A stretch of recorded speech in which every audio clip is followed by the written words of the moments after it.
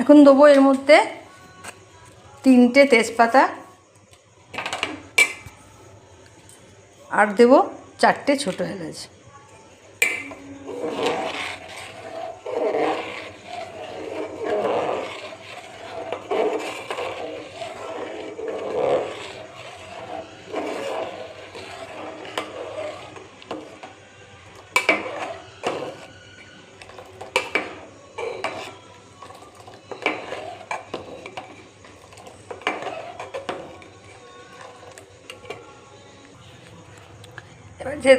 এবার যে দুধটা তুলে রেখেছিলাম এর মধ্যে আমি আমুল দুধের প্যাকেট থেকে আমুল দুধটা ঢেলে দেবো সব।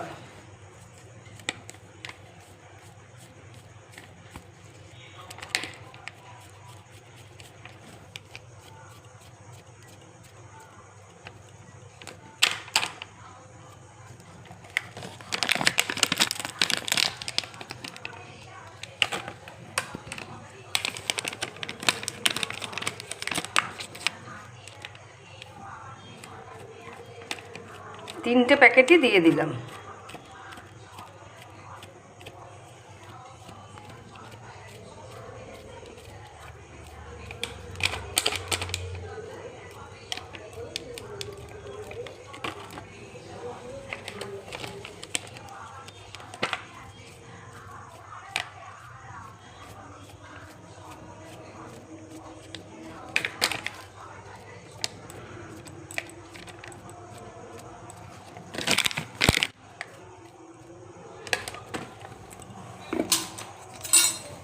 এবার চামচ দিয়ে ঘুঁটে নেব। এরকম আমুল দুধ দিয়ে তোমরা পায়েস করে খেয়ে দেখো, পুরো ক্ষীরের মতো লাগবে। যতটা আমুল দুধ দেবে ততই ভালো হবে খেতে। এরপর কাজু কিশমিশগুলো দিয়ে দেবো।